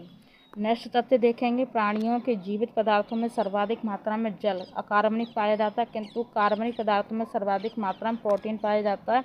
प्रोटीन सभी जीवित कोशिकाओं में मौजूद होता है। प्रोटीन त्वचा, मांसपेशियों, हड्डियों, ठीक है, हड्डियों कोशिकाओं के विकास के लिए आवश्यक है। इनकी कमी से मानव शरीर की वृद्धि धीमी हो जाती है। वृद्धों में तरुणों की अपेक्षा प्रोटीन की अधिक आवश्यकता होती है। ठीक है, तो वृद्ध जो लोग हैं उनको प्रोटीन की बहुत ज़्यादा आवश्यकता होती है। ठीक है, तरुणों मतलब हम जैसे युवाओं। ठीक है, तरुणों मतलब युवाओं के बारे में बात हो रही है। ठीक है, तरुण माने आपने पर्यायवाची भी पढ़ा होगा तो उसमें बताते हैं तरुण माने युवा। ठीक है, अब देखिए सोयाबीन। तो सोयाबीन प्रोटीन की सर्वाधिक मात्रा सोयाबीन में पाई जाती है। इसमें प्रोटीन की मात्रा लगभग 40% होती है। यह क्या होता है? मुख्यतया दलहनी एवं तिलहनी फसल है। ठीक है, तो जो प्रोटीन है वो दलहनी और तिलहनी दोनों ही बोल देंगे इसको। ठीक है, सोयाबीन से दूध तैयार किया जाता है। सोयाबीन से क्या हो जाता है? सोयाबीन से दूध तैयार किया जाता है जो गाय के दूध के समकक्ष होता है। मध्य प्रदेश एवं महाराष्ट्र सोयाबीन उत्पादन में क्या है? प्रमुख राज्यों में है। ठीक है, तो सबसे ज़्यादा जो सोयाबीन है मध्य प्रदेश और महाराष्ट्र में होती है। ठीक है, और सोयाबीन से दूध भी तैयार किया जाता है जो गाय के दूध के समकक्ष ही होता है। नेक्स्ट आगे देखेंगे कि मूंगफली में प्रोटीन, वसा, शर्करा पाई जाती है। मूंगफली में प्रोटीन की मात्रा मांस की तुलना में लगभग 1.3 गुना, अंडों से 2.5 गुना एवं फलों से 8 गुना अधिक होती है। जो मूंगफली है उसमें प्रोटीन की मात्रा मांस से भी ज़्यादा है। ठीक है, और अंडों से 2.5 गुना ज़्यादा है। ठीक है, फलों से 8 गुना अधिक है। 100 ग्राम कच्ची मूंगफली में 1 लीटर दूध के बराबर प्रोटीन होती है। जो 100 ग्राम कच्ची मूंगफली है, 100 ग्राम कच्ची जो मूंगफली है उसमें 1 लीटर दूध के बराबर प्रोटीन होती है। मूंगफली में प्रोटीन 25.3% तथा वसा 48.1% पाई जाती है। मतलब कि जो मूंगफली है उसमें प्रोटीन भी काफ़ी पाया जा रहा है और वसा भी काफ़ी पाया जा रहा है। ठीक है, टायरोसिन एक ऐसा अमीनो अम्ल है जिसका कार्य मस्तिष्क एड्रीनलिन, ठीक है, नार एड्रीनलिन और डोपामाइन आदि न्यूरोट्रांसमीटर्स का निर्माण करते हैं। ठीक है, इसकी कमी होने से व्यक्ति स्वयं को दुखी और स्वस्थ महसूस करता है, टायरोसिन की कमी के कारण। ठीक है, टायरोसिन से शारीरिक सतर्कता और ऊर्जा को बढ़ाने में मदद मिलती है। ग्लूटीन, गेहूं की रोटी सख्त गेहूं के आटे की बनाई जाती है। सख्त कठोर गेहूं में ग्लूटीन नामक प्रोटीन की मात्रा अधिक होती है जबकि मुलायम गेहूं में ग्लूटीन की मात्रा कम होती है। तो अभी कथन और कारण में पूछा कि जैसे कि ग्लूटीन है तो ग्लूटीन ज़्यादा हो जाएगा तो रोटी कड़क होगी। ठीक है, थोड़ा सी कठोर। अब जब इसमें कम मात्रा हो जाएगी ग्लूटीन की तो रोटी मुलायम हो जाएगी। तो कार्बोहाइड्रेट, इसको CHO बोलेंगे। ठीक है, CHO। ठीक है, कार्बोहाइड्रेट भोजन का एक प्रमुख अंग है। कार्बोहाइड्रेट कार्बन, हाइड्रोजन तथा ऑक्सीजन के यौगिक होते हैं। अब देखिए फॉस्फोरस, देखिए फॉस्फोरस खनिज लवण के रक्त में उपस्थित होने से शारीरिक अम्ल क्षार संतुलन ठीक रहता है। इस खनिज के मुख्य स्रोत दूध, पनीर, अंडे का पीला भाग, मांस, मछली, दाल, मेवे तथा सभी धान्य हैं। ठीक है, अमीनो अम्ल देखेंगे। प्रोटीन छोटी इकाइयों से बने होते हैं जिन्हें अमीनो अम्ल कहते हैं। अमीनो अम्ल मानव शरीर में संग्रहित नहीं रहता है। जो अमीनो अम्ल है वो मानव शरीर में संग्रहित नहीं होता है। ठीक है, करौंदा के बारे में जानेंगे। यह क्या है, देखिए करौंदा है एक आवृतबीजी पौधा होता है जिसके फल में विटामिन सी तथा लौह प्रचुर मात्रा में पाया जाता है। करौंदा में तो विटामिन सी घाव भरने में उपयोगी होता है तथा लौह पदार्थ हमारे रक्त के हीमोग्लोबिन में पाया जाता है। ठीक है, तो जो विटामिन सी वो रक्त के लिए। ठीक है, आइए चलिए चावल में 2 प्रकार का स्टार्च पाया जाता है। चावल में कितने प्रकार का? 2 प्रकार का स्टार्च पाया जाता है। 2 प्रकार का कौन कौन सा? एमाइलेज और दूसरा है एमाइलोपेक्टिन। ठीक है, एमाइलेज और एमाइलोपेक्टिन। अब देखिए सामान्यतः चावल की लंबे दाने वाली किस्मों जैसे बासमती एमाइलेज अधिक मात्रा में पाया जाता है। जो बासमती चावल है उसमें एमाइलेज पाया जाएगा। ठीक है, एमाइलेज। ठीक है, ये हो गया, पाया जाता है। मध्यम तथा छोटे दाने वाली चावलों की किस्मों में क्या हो जाता है? एमाइलोपेक्टिन अधिक मात्रा में पाया जाता है। नेक्स्ट इधर देखेंगे लैक्टोज, ये दूध में पाई जाने वाली एक प्राकृतिक शर्करा है। यह एक डाइसैकेराइड शुगर है। यह लैक्टोज तथा ग्लूकोज से उत्पन्न होता है और इसकी हल्की मिठास का कारण है। कैसीन देखेंगे। कैसीन एक फास्फोप्रोटीन्स जो कि दूध में पाया जाता है। फास्फोप्रोटीन्स फॉस्फेट समूह में संयुक्त प्रोटीन्स होते हैं। दूध का श्वेत सफ़ेद रंग कैसीन की उपस्थिति के कारण होता है। दूध में एल्बुमिन नामक एक अन्य प्रोटीन भी पाया जाता है। धातव्य है कि दूध पर्ण आहार कंप्लीट डाइट है जिसमें प्रोटीन की मात्रा लगभग 3.3% पाई जाती है। सैकरीन कार्बनिक यौगिक कृत्रिम मिठास के लिए प्रयुक्त किया जाता है। अब जैसे कि जो शुगर फ्री मिठाई आती हैं, शुगर फ्री मिठाई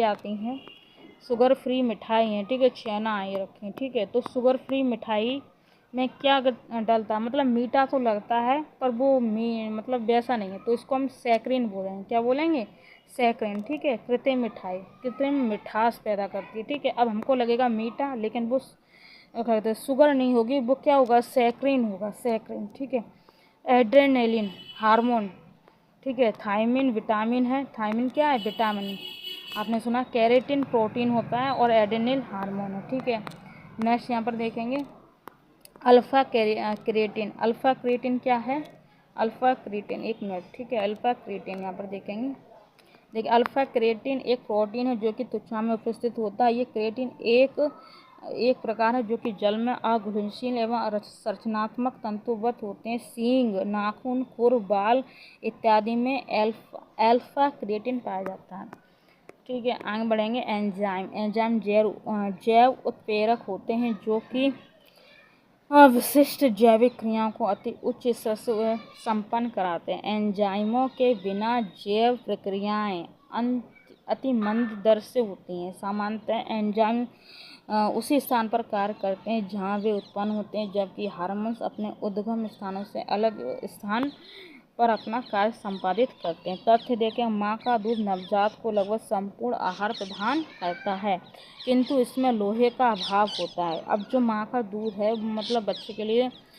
सबसे बेस्ट है, ठीक है। लेकिन जो दूध है ये वाले दूध में क्या है, लोह तत्व का अभाव है, ठीक है। दुग्ध स्त्रवण के आरंभिक कुछ दिनों तक जो दूध निकलता है उससे प्रथम स्तन्य या खीस कहते हैं। क्या बोलेंगे, खीस कहते हैं। इसमें कई प्रकार के प्रतिरक्षी तत्व समाहित होते हैं जो नवजात शिशु में प्रतिरोधी क्षमता उत्पन्न करने के लिए अति आवश्यक होते हैं। कोलोस्ट्रम अथवा खीस में शिशु के बेहतर स्वास्थ्य के लिए zinc, calcium, vitamin A, vitamin B6, B12, potassium, magnesium इत्यादि प्रचुर मात्रा में पाया जाता है। ऊष्मा एक्स ग्रेड है, भारी धातु, लवण आदि प्रोटीन को विकृत करते हैं, जबकि अवरक्त किरणें प्रोटीन को विकृत नहीं करती हैं। जो अवरक्त किरणें हैं वो क्या करती हैं, प्रोटीन को विकृत नहीं करती हैं, ठीक है। सोयाबीन तथा पशुओं से उत्पन्न खाद्य पदार्थ जैसे दूध, अंडा, मछली तथा मांस में पाया जाने वाला प्रोटीन सभी अनिवार्य अमीनो अम्ल से युक्त होता तथा इसे संपूर्ण प्रोटीन कहते हैं। सोयाबीन ऐसा एकमात्र गैर पशु व्युत्पन्न प्रोटीन का स्रोत है जिसमें सभी अनिवार्य अमीनो अम्ल पाए जाते हैं।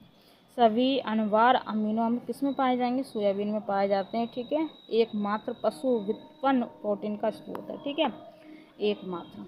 सूरजमुखी एस्टेरेसी कुल के अंतर्गत आता है। वेरी वेरी इंपॉर्टेंट, जो सूरजमुखी है वो कौन से कुल से आता है, एस्टेरेसी, ठीक है। ये एक आवृतबीजी पौधा है जिसका उपयोग तेल बनाने में किया जाता है। इसका तेल एक अच्छी गुणवत्ता का खाद्य तेल है क्योंकि इसमें असंतृप्त वसा अम्लों की अधिकता होती है। घातव्य है कि असंतृप्त वसा अम्ल मानव के लिए एक अच्छा पोषक तत्व है।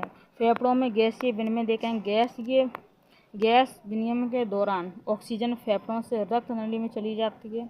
उसी समय कार्बन डाइऑक्साइड रक्त से फेफड़ों तक जाती है। यह प्रक्रिया फेफड़े में स्थित एल्वियोलो एवं सूक्ष्म रक्त वाहिकाओं के नेटवर्क के बीच संपन्न होती है। तथ्य देखेंगे, रक्त में ऑक्सीजन O2 की सांद्रता में कमी आने से श्वास की गति में क्रमशः क्या हो जाती है, बढ़ोतरी हो जाती है, ठीक है। पहाड़ों पर शरीर में ऑक्सीजन की कमी अर्थात हाइपोक्सिया के कारण हमारी सांस फूलती जाती है अर्थात श्वास दर बढ़ जाती है, ठीक है। मानव शरीर के लिए आवश्यक ऊर्जा रासायनिक यौगिक एडेनोसिन ट्राइफॉस्फेट, क्या इसको बोलते हैं ATP, एडेनोसिन ट्राइफॉस्फेट के विघटन से प्राप्त होती है। ATP के जल अपघटन के फलस्वरूप ATP का रूपांतरण एडिनोमिन डाइफॉस्फेट ADP तथा ADP को क्या बोलेंगे, एडेनोसिन डाइफॉस्फेट, ठीक है, तथा अकार्बनिक फास्फेट में होता है, अकार्बनिक फॉस्फेट में होता है तथा इस प्रक्रिया में ऊर्जा मुक्त होती है जो शरीर के ऊतकों जैसे मांसपेशियों द्वारा प्रयोग की जाती है। ATP plus H2O dash dash dash, यहाँ पर ADP plus PI plus energy. तो PI मैंने यहाँ पर बता दिया, अकार्बनिक फॉस्फेट को हम PI यहाँ पर दे रहे हैं, ATP plus H2O dot dot ADP plus PI plus energy. ATP कोशिका में ऊर्जा उत्पादन के लिए ऑक्सीकारक विघटन से संबंधित अर्थात अपचयी अभिक्रियाओं के सम्मिलित रूप से कोशिकीय सूचन कहते हैं। इस क्रिया के फलस्वरूप ऊर्जा एटीपी के रूप में उत्पादित होती है। मानव हृदय के बारे में जानेंगे तो मानव हृदय 4 प्रमुख कक्षों में विभाजित होता है। दो ऊपरी कक्षों को दायां एवं बायां अलिंद या एंट्रियम कहते हैं, जबकि 2 निचले कक्षों को दायां एवं बायां नीले वेंट्रिकल्स कहते हैं। ठीक है, नेक्स्ट यहाँ पर देखेंगे हृदय एक मार्शल तंत्र है। हृदय क्या है? हृदय एक मार्शल तंत्र है। सामान्यतः यह वयस्क मनुष्य में 72-75 बार प्रति मिनट धड़कता है। ठीक है, हृदय 2 धड़कनों के बीच आराम करता है। 2 संगठनों के बीच का काल विश्राम अथवा शीतलन काल कहलाता है। इसमें संकुचन के दौरान आगे बढ़ा हुआ रक्त जब धमनियों के रिक्त स्थान में प्रवेश पाता है, तब धमनियों की दीवार और रक्त में संघर्ष होता है और रक्त का दबाव बढ़ जाता है। अतः हृदय के 2 संगठनों के बीच धमनियों में जो रक्त भर रहता है उसे विश्रामकालीन रक्तचाप कहते हैं। चिकित्सा विज्ञान में हृदय की धड़कन के कारण धमनियों में होने वाली हलचल को नाड़ी कहते हैं। सामान्यतः नाड़ी स्पंदन की दर हृदय के धड़कने की दर के बराबर होती है। रक्त देखेंगे, रक्त एक तरल संयोजी ऊतक है। यह रक्त वाहिनियों के अंदर विभिन्न अंगों में नियमित रूप से गतिशील रहता है। मनुष्य के शरीर में रक्त की मात्रा शरीर के भार का लगभग 7 से 8% होता है। अतः यह 70 किलोग्राम भार वाले स्वस्थ वयस्क मनुष्य के शरीर में लगभग 5 से 6 लीटर रक्त होता है, जो कि उसके संपूर्ण शरीर के भार का लगभग 1.13 भाग है। 13वां भाग हीमोग्लोबिन रक्त का पीएच मान 7.1 से 7.4 के मध्य होता है, अर्थात हीमोग्लोबिन में कुछ क्षारीय होता है। अब देखेंगे नोट में कुल रुधिर का लगभग 55% भाग प्लाज्मा तथा शेष 45% भाग रुधिर कणिका ले लेता है। ठीक है, तो 45 जो मतलब रुधिर है 100% है। ठीक है, रुधिर मानते 100%, इसमें 55% क्या है? प्लाज्मा है, और बाकी हमारा 45% क्या है? रुधिर राणु है। ठीक है, रुधिर राणु 3 प्रकार के होते हैं। अब जो 45% भाग हमारा रह गया रुधिराणु, उसको हम 3 प्रकार से समझ लेंगे। पहला कौन सा? लाल रक्त कणिकाएं। दूसरा कौन सा? श्वेत रुधिर कणिकाएं। तीसरा है प्लेटलेट्स। ठीक है, प्लेटलेट्स।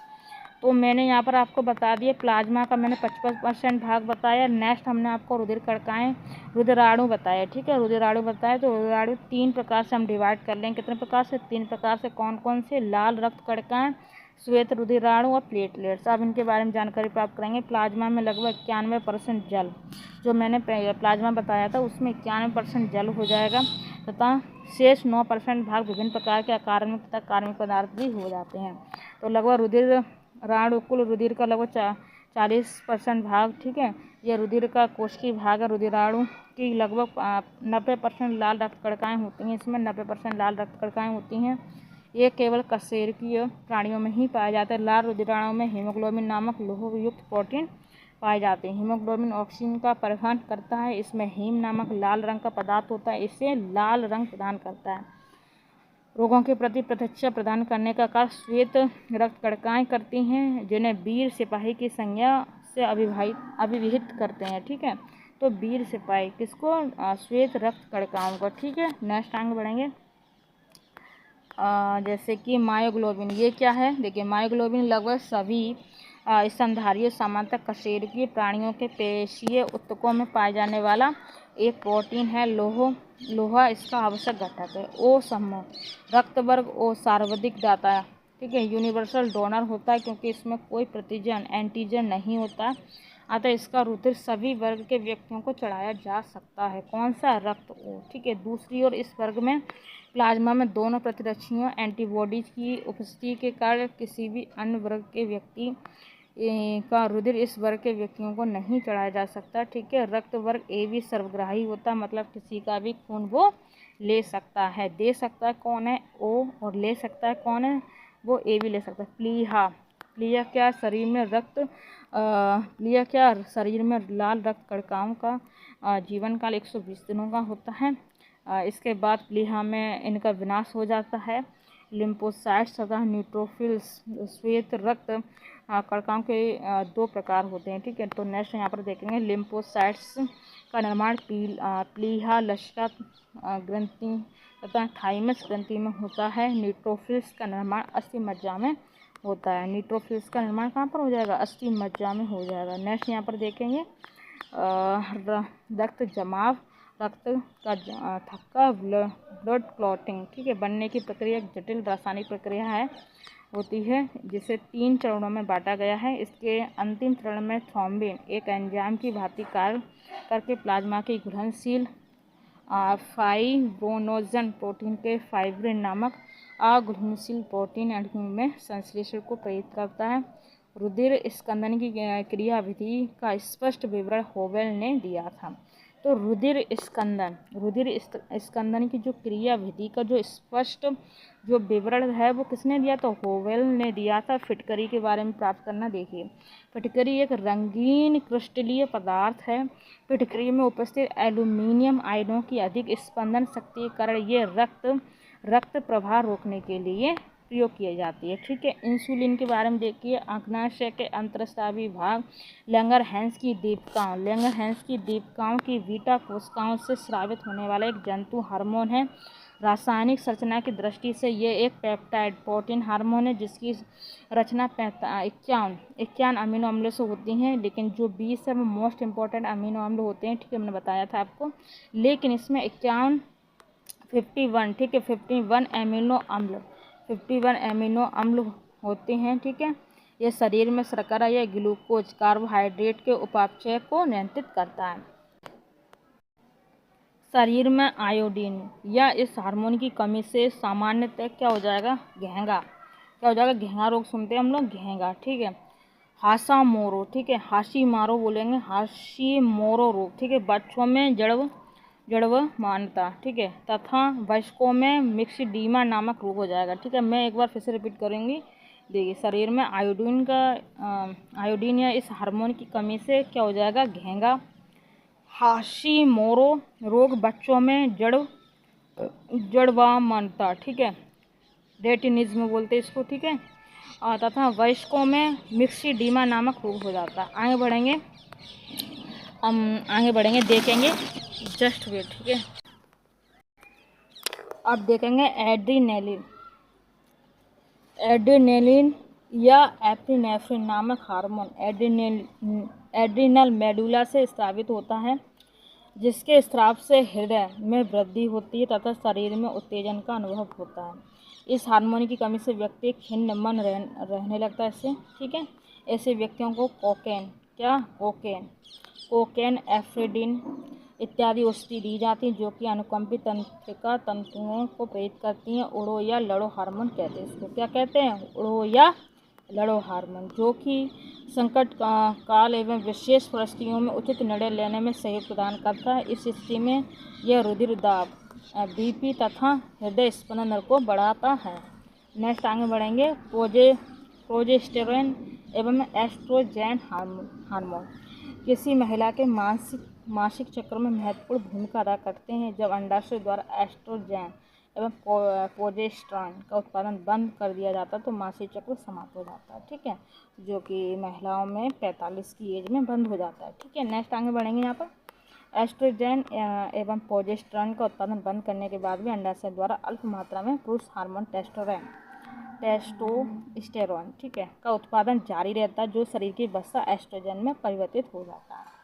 अब नेक्स्ट हम यहाँ पर बढ़ेंगे, इसके अतिरिक्त महिलाओं में अधिक वक्र ग्रंथि वी एड्रोस्टेरोनेडियोन पुरुष हार्मोन का स्राव जारी रखती है, जो कि शरीर की वसा में एस्ट्रोजन में परिवर्तित हो जाता है। हालांकि रजोनिवृत्ति के बाद उत्पादित कुल एस्ट्रोजन की मात्रा महिलाओं के प्रजनन काल के दौरान उत्पन्न एस्ट्रोजन की मात्रा से काफ़ी कम होती है।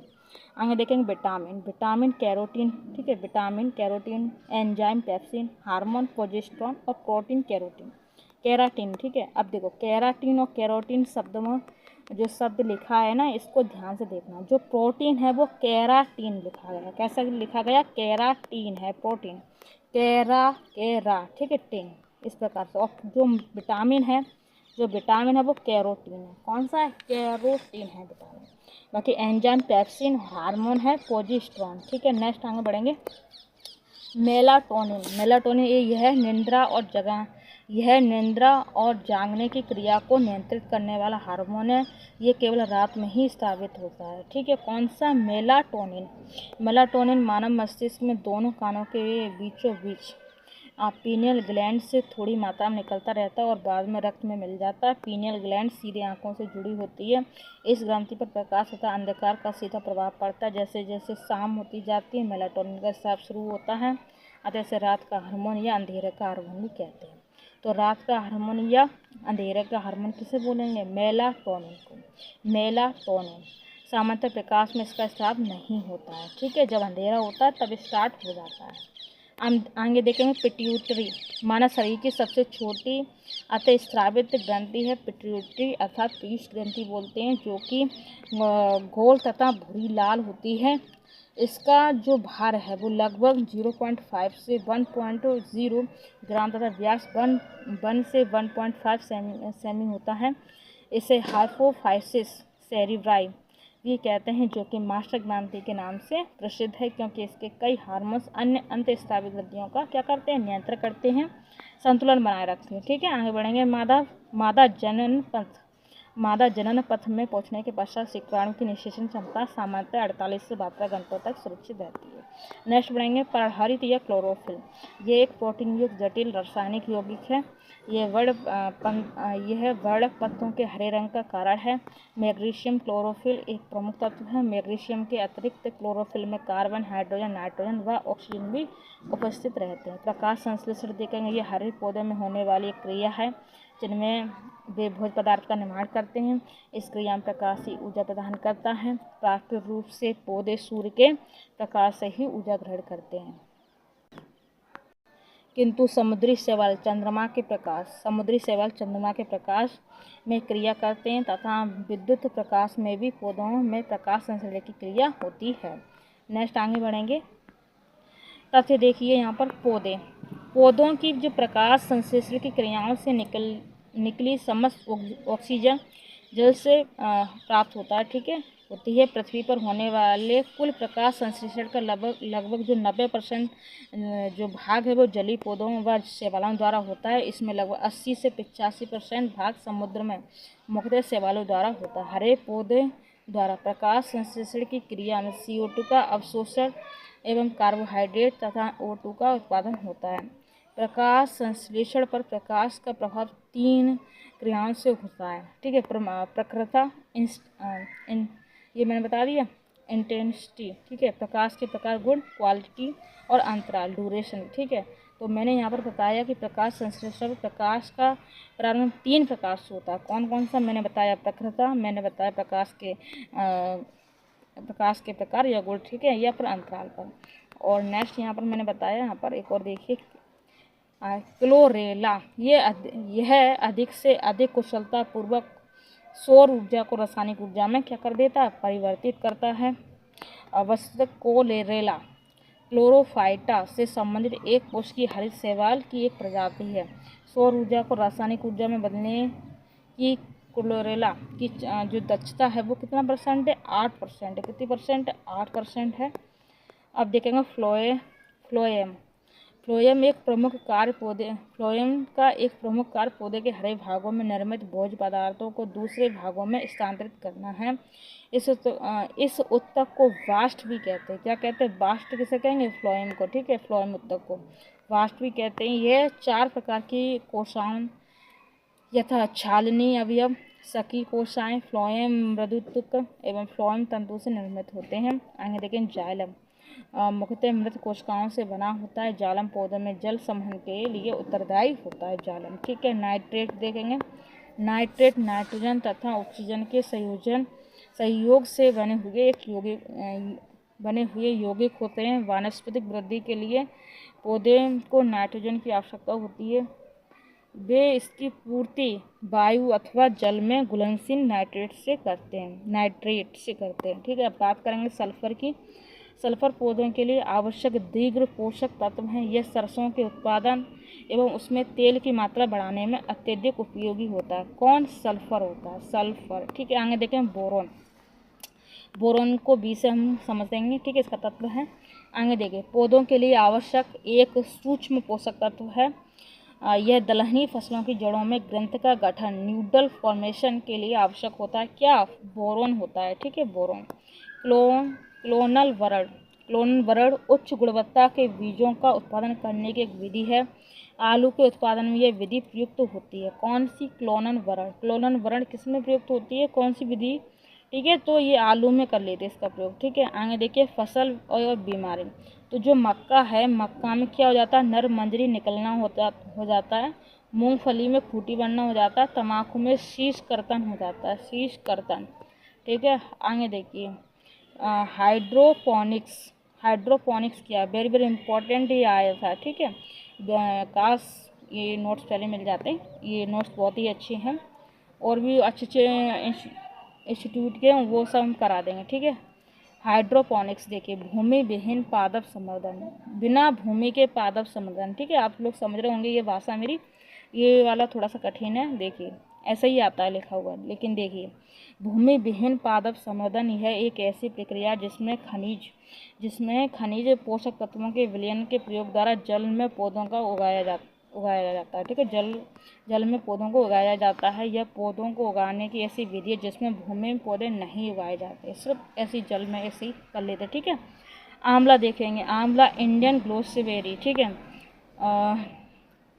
गुशेवेरी तो के फल, इसको हम बोलेंगे। ठीक है, के फल औषधि गुणों से युक्त होते हैं। आंवला बहुत ही अच्छा होता है। ठीक है, और इसमें विटामिन सी प्रचुर मात्रा में पाया जाता है। ठीक है, कंचन, कृष्णा, बनारसी आदि इसकी क्या प्रमुख उन्नत फसल, इसकी किस्म है। ठीक है, उन्नत किस्म है। तो अभी पूछा कि कंचन, कृष्णा, बनारसी ये क्या है, ये आंवला की क्या है, आंवला की क्या किस्म है ये। ठीक है, अभी पूछा तो क्या हो जाएगा, किस्म है ये आंवला की। ठीक है, काशी लालिमा, अब काशी लालिमा के बारे में देखेंगे। ये भिंडी की फसल की प्रजाति है, काशी लालिमा।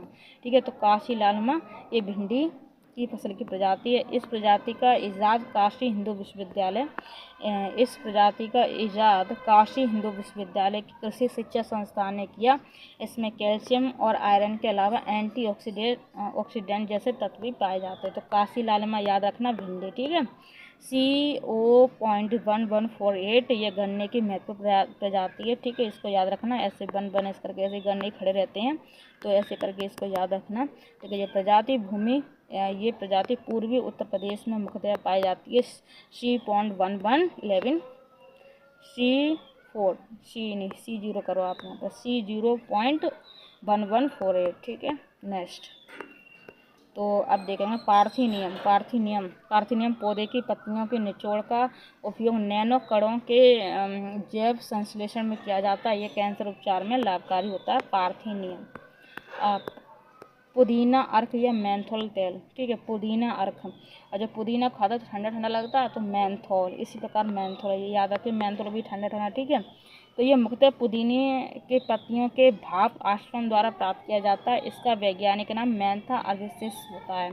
ठीक है, मैंथा अरबिसिस होता है। लिटमस, यह जल में घुलनशील विभिन्न रंजकों का एक मिश्रण होता है जो थैलोफाइटा समूह के लाइकेन, कवक एवं शैवाल का साचर से निकाला जाता है। जेट्रोफा ये बायोडीजल की फसल है। जेट्रोफा पुष्पी पादपों की प्रजाति का एक पौधा है जो सूखे तथा विनाशकारी कीटों के प्रति प्रतिरोधक हैं। यह ऐसे बीज उत्पन्न करता है जिसमें 27 से 40% तक तेल होता है। जेट्रोफा के तेल को डीजल इंजनों में प्रयोग होते हैं, इसका प्रयोग। ठीक है, बायोडीजल में परिवर्तित कर दिया जाता है। पाइनस जीराइडियाना पाइना का एक जैव वैज्ञानिक नाम है। चिलगोजा में कार्बोहाइड्रेट तथा प्रोटीन की अधिकता होती तथा ये पाइन के बीज से प्राप्त होता है, चिलगोजा। ठीक है, नेक्स्ट आगे बढ़ेंगे। कैफीन एक एल्केलॉइड है जो कि एक मनोस्फूर्तिदायक या मस्तिष्क को प्रभावित करने वाले उत्तेजक औषधि, यह मुख्यतः कॉफ़ी के बीजों में चाय की पत्तियों से प्राप्त होता है। क्या? कैफीन। ठीक है, आयोडीन देखिए, इसका प्रमुख स्रोत समुद्री घास या खरपतवार जैसे कैल्प, नोरी, कम्बो, बेफन आदि। आयोडीन के अन्य स्रोत सीफूड, समुद्री घास, डेयरी उत्पाद, विशेष रूप से दूध आदि। ठीक है, हींग देखिए, जड़ों से प्राप्त होती है। हींग जिस पौधे से प्राप्त की जाती है वह अमवेली फेरी कुल से सम्मिलित है। इस पौधे के राइजोम एक प्रकार का तना तथा जड़ों से प्राप्त किया जाता है। तुलसी देखेंगे, तुलसी ओशिमम सेक्टम बोलेंगे, क्या बोलेंगे तुलसी को?